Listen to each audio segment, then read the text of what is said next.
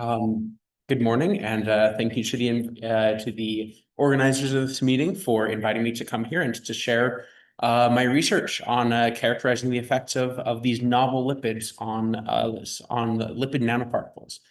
So to begin, I kind of want to go through a definition of what a lipid nanoparticle is, because it is not very commonly known to many microbiologists or to people in general, although it's an emerging technology that is very efficient in drug delivery. Lipid nanoparticles are a mechanism to deliver drugs, particularly therapeutics that are either unstable in the body or which can produce harmful side effects. They help to stabilize unstable therapeutics and to reduce those harmful side effects by encapsulating these drugs inside of a lipid bilayer membrane. And by doing this, it also helps to increase the circulation time of certain of these drugs by preventing aggregation and rapid clearance. And therefore, by increasing circulation time of these drugs, also helps to provide for smaller doses of the drugs. So it can be very cost effective and also is very useful when delivering therapeutics that have harmful side effects, such as chemotherapeutics. There are currently around 20 FDA-approved liposomal nanocarrier drugs, including those that treat leukemia, cancers such as ovarian, breast, and pancreatic. There's even viral vaccines, including the most common liposomal nanocarrier drug, the COVID mRNA vaccine. And this is a schematic of what that vaccine looks like.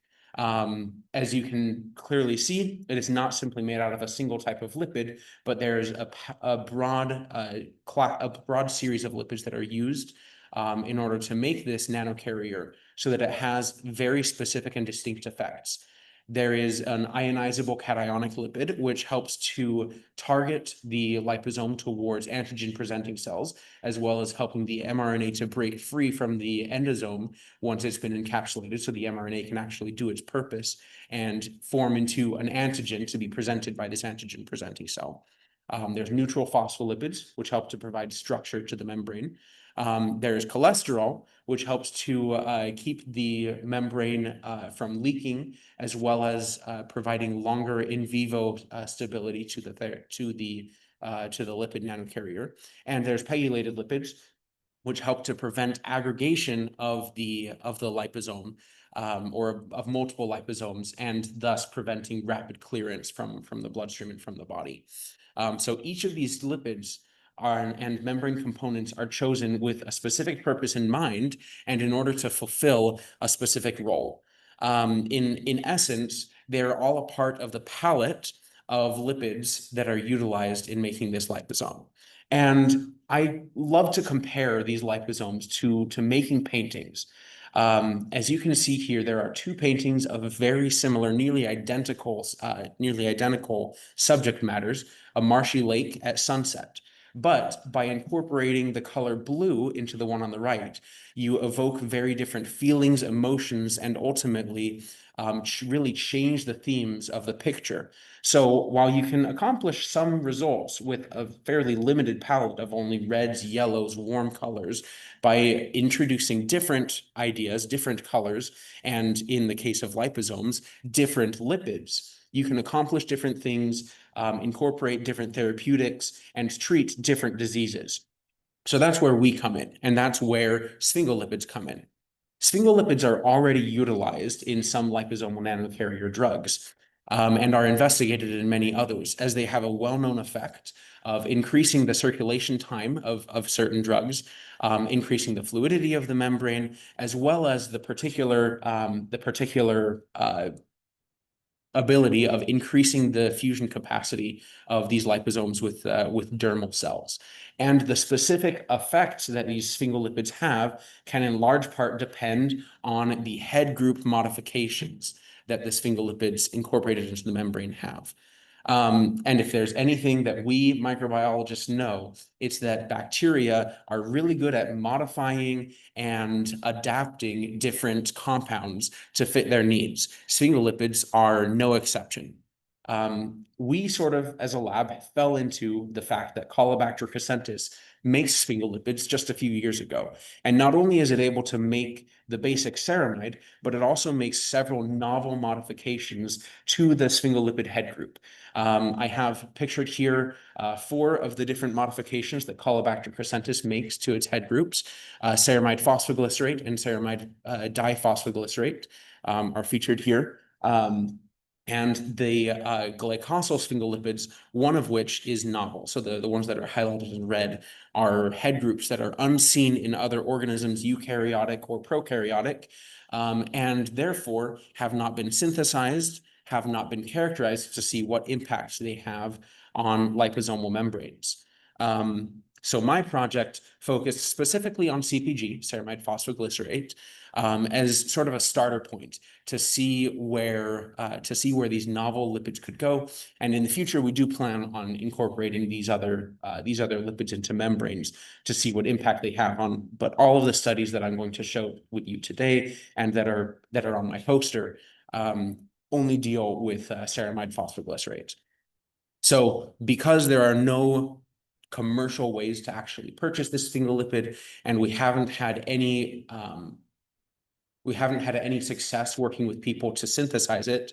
Our system is such that we grow the bacterial culture in bulk, and by bulk I mean several hundreds of liters over the course of my studies, and purify out this novel bacterial sphingolipid, incorporate it and other commercially available sphingolipids into liposomal membranes for comparative analysis, and then perform several comparative analyses on these liposomes, including zeta potential analysis in order to see whether these liposomes will aggregate, Lordan generalized polarization, which is a good measure of how dense the membranes are packed, and thermal fluctuation analysis, which is this lovely video of a bending membrane on the bottom.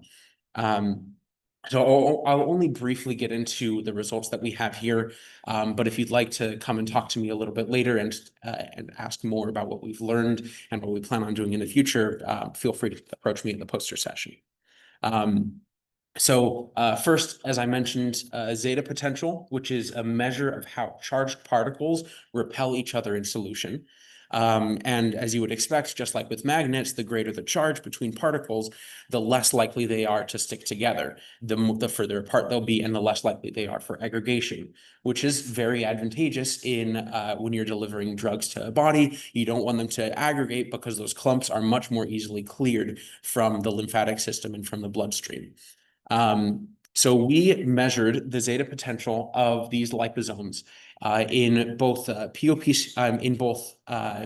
PBS and in Heaps buffer, in order to determine whether the phosphates in the PBS had any impact on the CPG, this phosphorylated ceramide.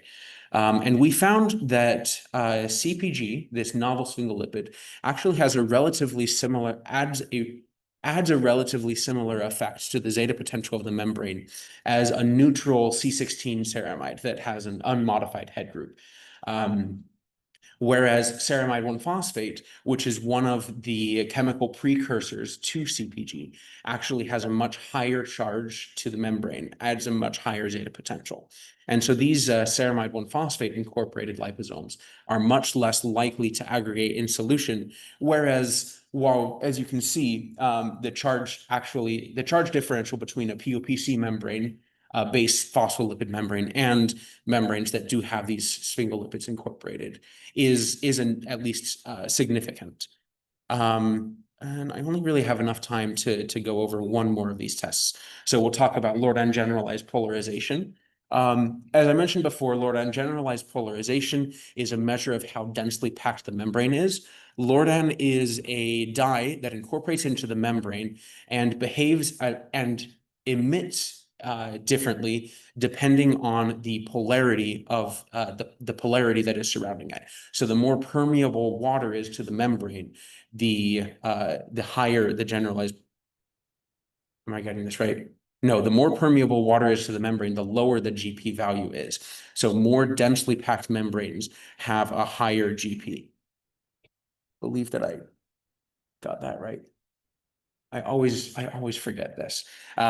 Sorry. But the results seem pretty clear that when performing these, when performing the generalized polarization tests in both PBS that has ions added, that has magnesium and calcium added, and PBS that doesn't have magnesium and calcium added, you see a very similar trend to what we saw in the zeta potential measurements, where the ceramide 1-phosphate has a greater impact on the density of the membrane, and the ceramide 1-phosphate membranes tend to be much more dense, whereas the CpG membrane seems to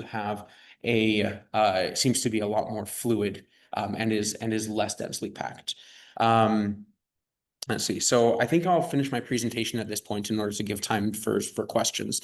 But please feel free to approach me at poster 3 during the poster session, and I'd love to talk to you about our efforts to calculate a bending modulus, about how fun it is to go curling, and just how great of a time we have in the Klein Lab at Rutgers Camden.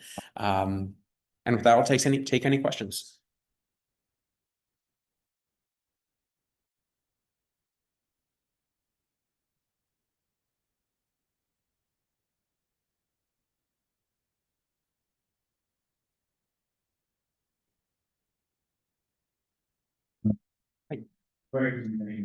Thank you. I'm just wondering, since your tests are focused on density and charge, needs to look at the membrane, these concepts relate to phase behavior in a different context. I was wondering if you could investigate how these similar to phase separate, or these characteristics about density and charge, how they relate to phase behavior on the membrane. Have you thought about it?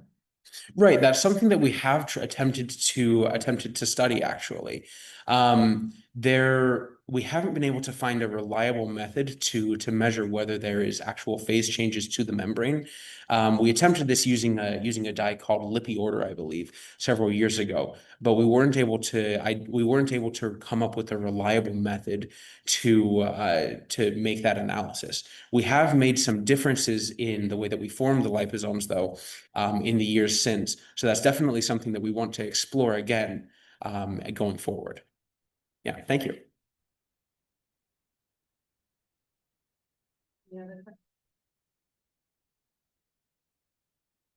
All right, thank you.